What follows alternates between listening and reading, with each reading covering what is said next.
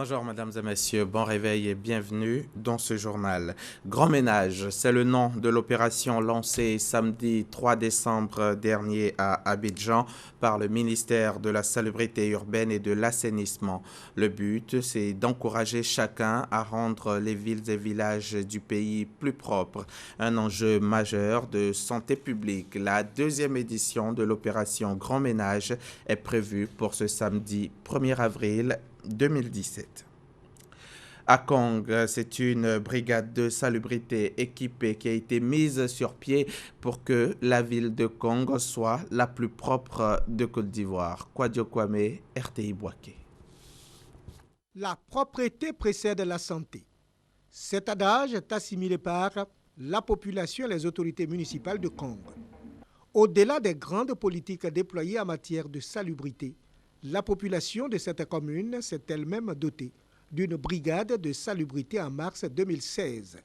Cette brigade a pour mission le balayage des rues, le curage des caniveaux, le ramassage des ordures dans la ville et la sensibilisation des populations à adopter des comportements éco-citoyens.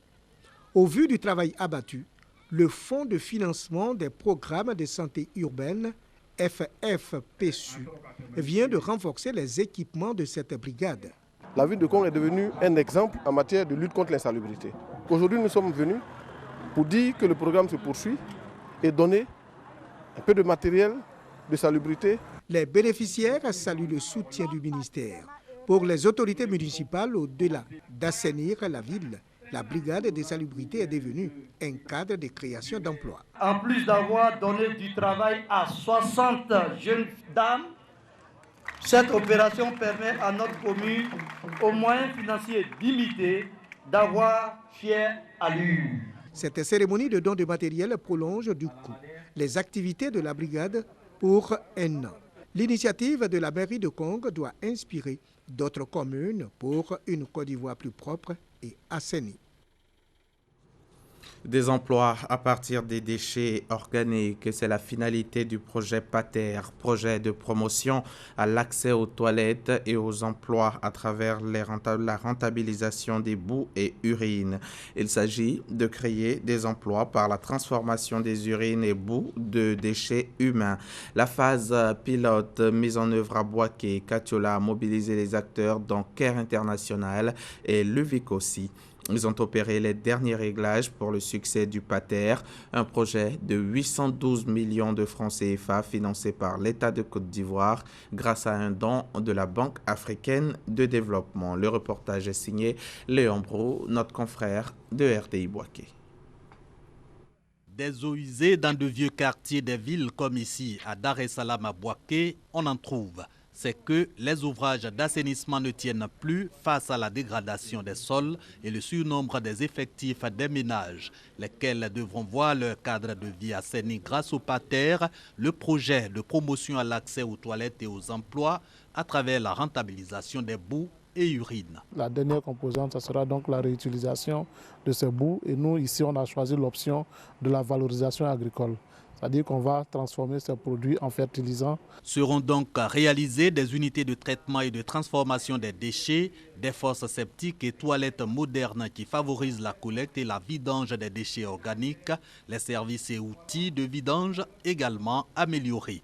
Au total, le PATER, un projet à 4 volets pour améliorer le cadre de vie des populations tout en créant des emplois. La stratégie sera d'organiser de jeunes gens en association ou en entreprise coopérative de sorte à faire face à l'enlèvement de ces boues, à la transformation de ces boues. Ce projet va permettre de les traiter de manière adéquate et de pouvoir les réutiliser conformément aux normes qui respectent la santé, l'environnement et la dignité humaine. 24 mois à compter de cette troisième réunion des acteurs pour la mise en œuvre à Boaké, Katiola et 6 villes secondaires de la phase pilote du PATER, un projet de Luvic aussi, piloté par l'ONG Care International pour 1 250 000 €, soit environ 812 millions de francs CFA, dont de la BAD rétrocédée par l'État à l'Union des villes et communes de Côte d'Ivoire.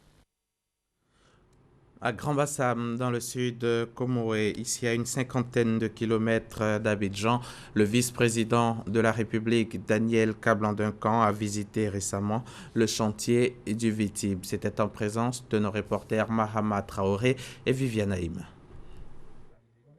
C'est un ouvrage qui fera de Grand-Bassam une ville à la fois historique et un temple des nouvelles technologies. Il s'agit du Vitib, le village des technologies de l'information et de la biotechnologie. Un espace de 622 hectares de terrain réservé à des entreprises qui seront exemptées de taxes douanières. J'ai l'habitude de dire que Bassam sera la première ville numérique de la Côte d'Ivoire. Et véritablement, donc, cette vision est en train de prendre forme ici. On aura donc une ville avec un pied dans l'histoire, la ville historique, et puis un autre pied dans le futur avec la ville numérique et le Vitib ici en construction. En décembre 2014, Daniel Kablan-Duncan, alors Premier ministre, lançait les travaux d'aménagement de la zone franche de Grand-Bassam. Ce vendredi, en sa qualité de vice-président de la République, il est venu s'imprégner de l'état d'avancement des travaux. Mieux, il a procédé à la pose de la première pierre des 2 premiers locataires de la zone franche. Il s'agit de l'usine de l'entreprise pharmaceutique indienne Pharmanova et un immeuble devant héberger des entreprises exerçant dans les TIC. Nous sommes heureux de voir 2 éléments importants se mettre en place. Il y a 2 autres entreprises qui vont s'installer juste après, à côté. Et ensuite, bon, ce bâtiment multipurpose, comme on dit en anglais, disons qu'à plusieurs destinations, qui va s'élever ici. Il s'agit d'un bon début. Vous avez vu les plans qui sont futuristes et qui donnent vraiment beaucoup donc, de perspectives à cette zone. Et rien que l'entreprise Pharmanova nous a indiqué qu'il va employer 300 personnes. Vous voyez, il y a des effets donc, de synergie très très importantes. Les travaux d'aménagement de la zone franche de Grand-Bassam prendront fin en décembre 2017. Ils sont cofinancés par la Banque ouest-africaine de développement à hauteur de 13 milliards de francs et par la Banque d'investissement et de développement de la CEDEAO pour 5 milliards de francs. La coopération ivoiro-nigériane se développe dans le secteur du gaz et du pétrole. En témoigne l'arrivée ici à Abidjan d'un navire nigérian baptisé Africa Gaz. Ce bateau vient d'approvisionner la Côte d'Ivoire en 5000 tonnes de gaz appartenant à 2 groupes de pétroliers nigérians, Sahara International et la Nigerian National Petroleum Corporation, NNPC. Ce navire a fait l'objet d'une cérémonie d'inauguration au quai de la société d'hydrocarbures, la Petrosi, située à Vridi Canal. C'était le 30 mars dernier en présence des ministres nigérians et ivoiriens en charge de l'énergie et du pétrole. Reportage Chantal et Ouman Akandan. Africa Gaz a lâché ses amarres dans les eaux ivoiriennes. C'est un navire de transport de gaz et de pétrole du groupe nigérian Sahara International. Ce bateau qui arrive pour la première fois en Côte d'Ivoire va ravitailler le pays en gaz. À son bord, Thierry Tano, le ministre du Pétrole, de l'Énergie et du Développement des énergies renouvelables, a inauguré le navire. Dans le cadre de la collaboration et la coopération que nous avons avec notre pays frère qui est le Nigeria et avec notre entreprise sœur qui est Sahara, ait pu acquérir ce bateau qui est impressionnant et qui va contribuer à alimenter la Côte d'Ivoire en gaz qui est très important pour nos foyers. Aux côtés du ministre ivoirien, son homologue du Nigeria, Dr Ibe Kashichukwu Emmanuel. Il a salué ce partenariat gagnant-gagnant entre les 2 pays. Ce bateau de Sahara qui vraiment réalise de grandes choses dans le secteur, de développer le grand potentiel gazier du Nigeria. Et ce bateau contribuera donc à charger et à transporter et distribuer ce gaz nigérien dans notre sous-région et développer notre coopération entre nous. Le navire Africa Gaz est spécialisé dans l'approvisionnement et la distribution des produits pétroliers. Pour ce premier voyage en Côte d'Ivoire, ce sont 5000 tonnes de gaz qui ont été débarquées au quai de la société Petrosi à Vridi Canal. Les prochains ravitaillements de Africa Gaz en Côte d'Ivoire se feront mensuellement.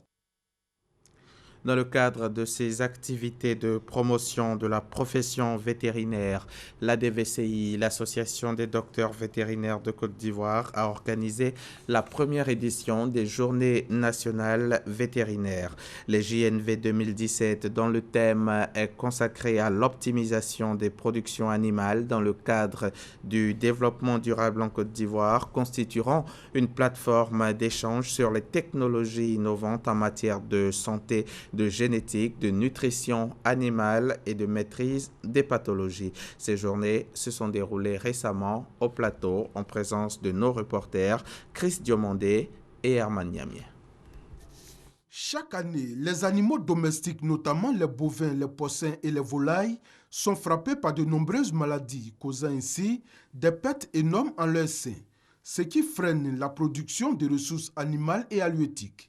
Désormais, une stratégie est mise en place par l'Association des docteurs vétérinaires de Côte d'Ivoire en vue d'optimiser la production animale dans le cadre d'un développement durable. Aujourd'hui, on se rend compte que les techniques évoluent. La population augmente, on est amené à nourrir beaucoup de gens. Alors, comment produire dans un milieu sans compromettre l'avenir des générations futures?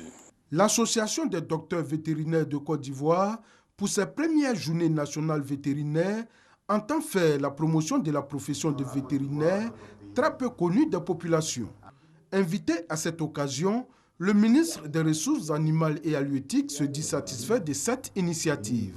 Nous avons salué l'opportunité de cette belle rencontre qui permet aux vétérinaires de se retrouver et de réfléchir sur leurs différents secteurs d'activité.